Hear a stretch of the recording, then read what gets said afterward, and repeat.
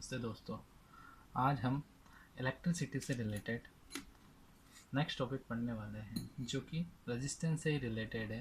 Resistance के कुछ combination होते हैं, उन कॉम्बिनेशन को हम देख लेते हैं। सर्किट में कैसे कनेक्ट करते हैं रेजिस्टेंस को, उस चीज़ को देख लेते हैं। क्या लिखा हुआ है ये? Resistance of a system of registers means जो रजिस्टर्स का सिस्टम होगा उसका टोटल रेजिस्टेंस क्या होगा, ये हमें देखना है। ये टॉपिक 10th के लिए भी इम्पोर्टेंट है, 12th के लिए भी इम्पोर्टेंट है और किसी कंपटीशन के लिए भी बहुत ज़्यादा इम्पोर्टेंट है, किसी नॉर्मल कंपटीशन के लिए भी बहुत ज़्यादा इम्पोर्टेंट है। तो इसको समझने के लिए हम देखते हैं कि रेजिस्टेंस मीन्स रजिस्टर्स किस किस तरीके से कनेक्ट हो सकता है, रेजिस्टेंस किस किस तरीके से कनेक्ट हो सकता है। ठीक, इस डेफिनेशन को एक बार देख लीजिए, इसका स्क्रीनशॉट लेना ना आप। We know that current through a conductor depends upon its resistance and potential difference across its end, ये बात हम जानते हैं। In various electric instruments, resistors are often used in various combination, अलग अलग combination में resistance use होता है। ठीक, and Ohm's law can be applied to combination of resistance to find the equivalent resistance, to find the equivalent resistance निकालना है अगर हमको ऑफ द कॉम्बिनेशन, उसका कॉम्बिनेशन का मीन्स किसी भी कॉम्बिनेशन में हो तो उसका इक्विवेलेंट रेजिस्टेंस हमें फाइंड करना पड़ेगा, तभी हम ओम्स लॉ लगा पाएंगे। ठीक, तो किस किस तरह का कॉम्बिनेशन होता है? ये दो तरह के कॉम्बिनेशन दिए हुए, एक सीरीज में और एक पैरेलल में। सीरीज में दिया हुआ है और एक पैरेलल में।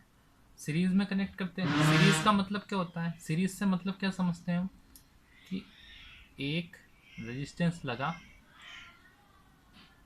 इसके जस्ट बाद दूसरा रेजिस्टेंस लग गया, फिर इसके जस्ट बाद तीसरा रेजिस्टेंस लगा। इस तरह का कॉम्बिनेशन सीरीज कॉम्बिनेशन मीन्स एक के बाद एक, मीन्स जो फर्स्ट रेजिस्टेंस का लास्ट एंड है वो सेकंड रेजिस्टेंस का फर्स्ट एंड होगा। ठीक, लास्ट एंड से अगले का फर्स्ट एंड जुड़ा होगा, ये सीरीज कॉम्बिनेशन होगा। पैरेलल में क्या होता है? पैरेलल में इस तरीके से एक रेजिस्टेंस यहाँ लगा हुआ है, एक रेजिस्टेंस यहाँ लगा हुआ है, एक रेजिस्टेंस यहाँ पर लगा हुआ है।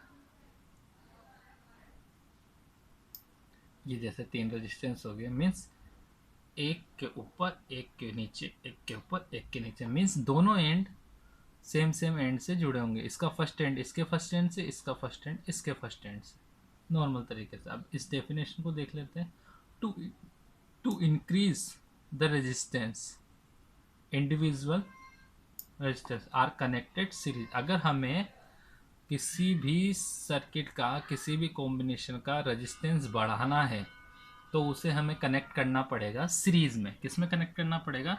सीरीज में कनेक्ट करना पड़ेगा। और अगर हमें उसको डिक्रीज करना है, रेजिस्टेंस को डिक्रीज करना है, तो उसे पैरेलल में कनेक्ट करना पड़ेगा। ये थ्योरी हमें बाद में समझ में आएगी जब हम डेरिवेशन करेंगे कि कैसे मैक्सिमम होगा और कैसे मिनिमम होगा। तो सीरीज में अगर कनेक्ट करेंगे अगर हमें रेजिस्टेंस ज़्यादा चाहिए, और पैरेलल में कनेक्ट करेंगे अगर हमें रेजिस्टेंस कम चाहिए।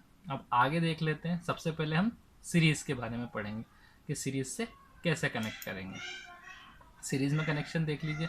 मैंने बोला था आपसे कि एक रेजिस्टेंस, उसका लास्ट एंड दूसरे रेजिस्टेंस के फर्स्ट एंड से ही जुड़ा हुआ है, फिर इसका लास्ट एंड इसके फर्स्ट एंड से जुड़ा हुआ है। ठीक, इन तीनों का जो टोटल पोटेंशियल डिफरेंस है वो दिया हुआ है हमको V। इनका रेजिस्टेंस R1, R2, R3 ले लिया अपन ने। ध्यान से देखना, इस टॉपिक को ध्यान से समझने की कोशिश करना, एक बार में समझ में नहीं आएगा। एक एमीटर लगा हुआ है जिससे हम करंट देख लेते हैं कि करंट कितना जाएगा इसके अंदर। अब ये देखिए सीरीज़ में जा रहा है ये, तो करंट यहाँ से निकलेगा तो इसमें से भी उतना ही निकलेगा, इसमें से भी इतना ही निकलेगा, इसमें से भी इतना ही निकलेगा। ठीक, बट टोटल इनका पोटेंशियल डिफरेंस V है, मीन्स इसका पोटेंशियल डिफरेंस अलग होगा, इसका पोटेंशियल डिफरेंस अलग होगा और इसका पोटेंशियल डिफरेंस अलग होगा। ये हमें सर्किट दिया हुआ है। अब इस सर्किट को हम सोल्व करते हैं कि हम टोटल रेजिस्टेंस कैसे निकालेंगे, इक्विवेलेंट रेजिस्टेंस कैसे निकालेंगे।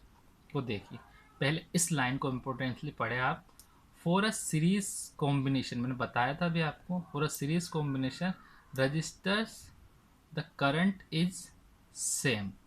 ठीक है, जो कॉम्बिनेशन है रजिस्टर का सीरीज में अगर है वो है तो उसमें करंट क्या होता है, सेम। ये मैंने आपको लिखवा रखा है, जब करंट टॉपिक पढ़ाया था तब लिखवाया था कि in series combination current will be same, या current remain same.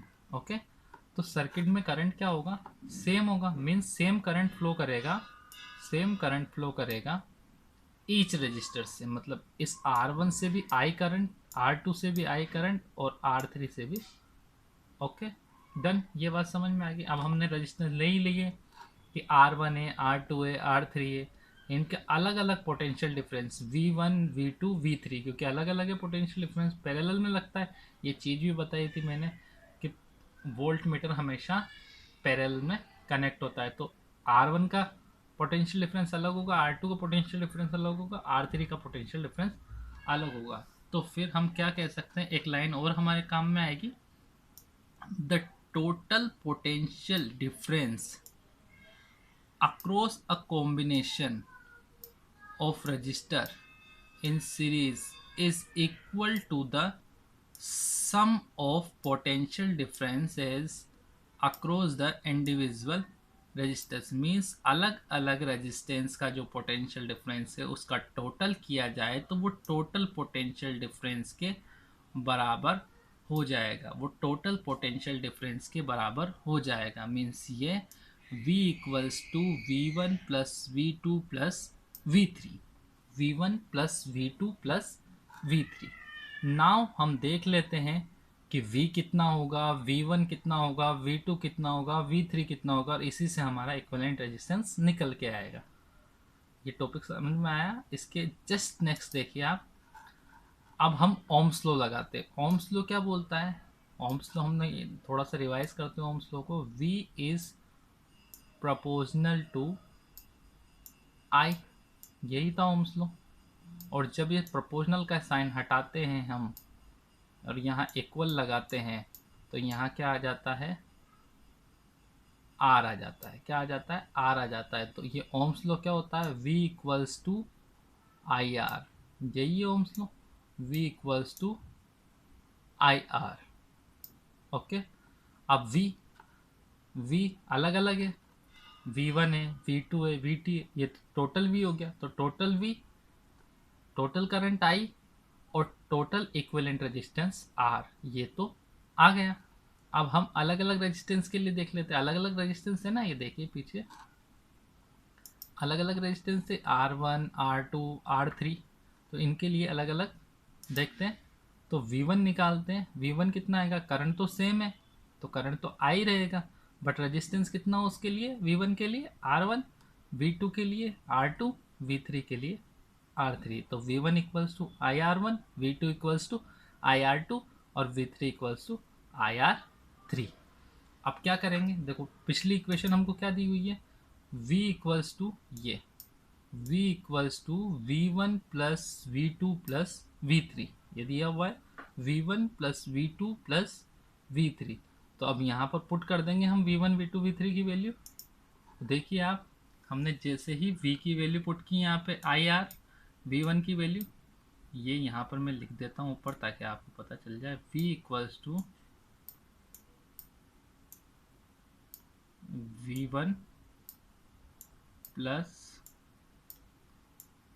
V2 plus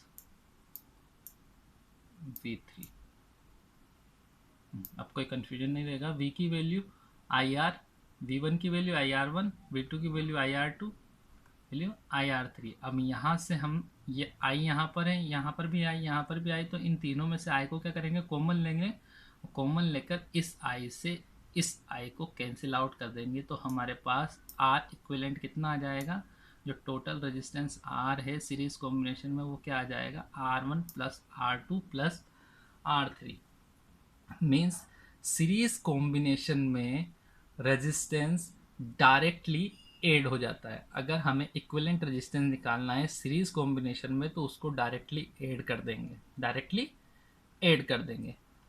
तो ये लाइन भी देख लीजिए। So here from the above equation, equation से क्या we conclude that when several resistance are connected in series, अगर उनको सीरीज में कनेक्ट किया हुआ है, किस में कनेक्ट किया हुआ है, सीरीज में कनेक्ट किया हुआ है, तो the equivalent resistance is equal to the sum of, बताया था मैंने, sum of their individual resistance, individual resistance का सम हो जाएगा and this greater than any individual resistance. इसीलिए वो क्या आएगा, बड़ा आएगा, क्योंकि सबका सब ऐड होंगे, सब जुड़ेंगे, तो सब जुड़ेंगे तो फिर वो इंक्रीज होगा और ज़्यादा ग्रेटर आएगा।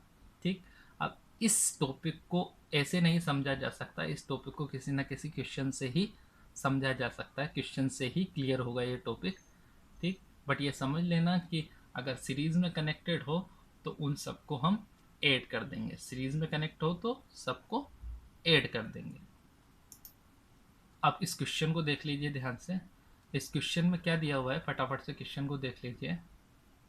क्वेश्चन में हमें एक रेजिस्टेंस 100 ओम, एक रेजिस्टेंस 400 ओम और एक रेजिस्टेंस 200 ओम सीरीज में कनेक्टेड है। पहले ये चीज़ देखिए, सीरीज में कनेक्टेड है। अगर सीरीज में कनेक्टेड है तो सीरीज में जब कनेक्टेड होता है तो हमने अभी फॉर्मूला देखा था कि जब सीरीज में कनेक्ट होगा तो ये R1 plus R2 plus R3 direct add हो जाएगा, चाहे कितने रेजिस्टेंस हो, R1 plus R2 plus R3 plus R4 plus R6 कितना भी हो सकता है। यहाँ पर भी तीन ही है, तीन है तो इन सबको क्या करना पड़ेगा, टोटल इक्विवेलेंट निकालने के लिए इन सबका टोटल कर देंगे। तो 100 प्लस 400 प्लस 200 इक्वल्स टू 700। ये क्या आ गया, इक्विवेलेंट रेजिस्टेंस आ गया। तो ये बात तो आपको सीरीज कॉम्बिनेशन की पता चल गई कि ये इक्विवेलेंट रेजिस्टेंस कैसे निकालते हैं, डायरेक्टली ऐड कर देते हैं। अब ये देखिए कि उसने पूछा है कि पहले इसमें से करंट कितना फ्लो हो रहा है, इसमें करंट कितना फ्लो हो रहा है। अब करंट फ्लो कितना हो रहा है वो देखना है हमको, आई की वैल्यू निकालनी है। तो V इक्वल्स टू, आपको पता है ओम्स लॉ से, V equals to I R होता है, V equals to I R होता है। तो I इक्वल्स टू क्या होगा, V upon R, V upon R होगा। तो ये देखिए V 7 वोल्ट अपॉन में हमने टोटल रेजिस्टेंस को रख दिया 700, तो ये करंट आ गया 0.01 एम्पियर, 0.01 एम्पियर। अब नॉर्मल सी बात है, इसी अगर हमें अलग अलग पोटेंशियल डिफरेंस निकालना है अलग अलग में, तो 100 ओम वाले रेजिस्टेंस के लिए VR1 कर देंगे, क्योंकि हमें पता है कि IR V equals to IR होता है।